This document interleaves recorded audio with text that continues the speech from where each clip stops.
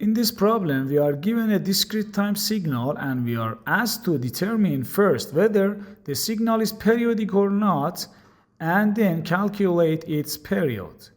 In general, signals of the form e to the power j omega n are periodic if and only if omega is a rational multiple of p.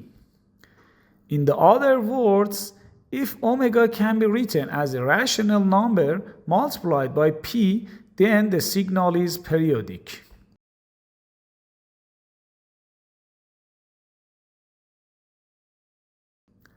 If this condition is satisfied, the period n is given by the smallest integer value of m that makes the expression an integer. Now let's solve the problem. If we compare the given signal with the general form, we see that omega equals 6/5 p. Since this is a rational multiple of p, the signal xn is periodic.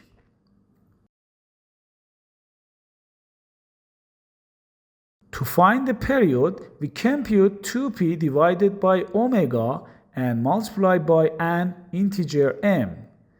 This gives us 10/6m. A common mistake students make is choosing m equal to 6 and concluding that the period is 10. However, we must simplify first. 10/6 simplifies to 5/3. Now we choose the smallest integer value of m that makes the period an integer. If we choose m equal to 3, the period becomes 5. Since this is a discrete time signal, the period must be an integer. Therefore, the fundamental period is 5.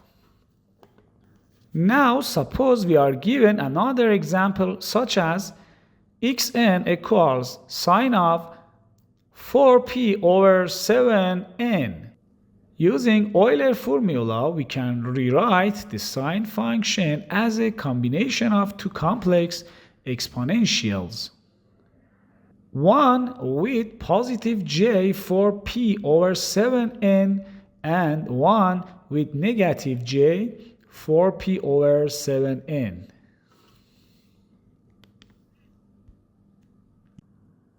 Here, omega equals 4p/7, which is again a rational multiple of p. Therefore, the signal is periodic. To find the period, we compute 2p divided by omega and multiply by m.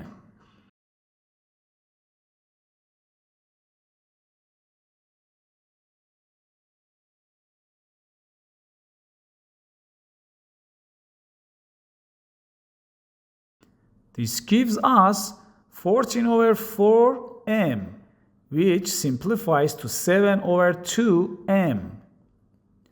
Now we choose the smallest integer m that makes the result an integer. If we choose m equal to 2, the period becomes 7. So the fundamental period of the signal is 7. Therefore, sinusoidal and cosine discrete time signals can also be analyzed using the same method. In this video, we explain how to determine the periodicity and the fundamental period of discrete time signals of exponential sine and cosine forms. If you found this video helpful, feel free to check out our other signals and systems lessons.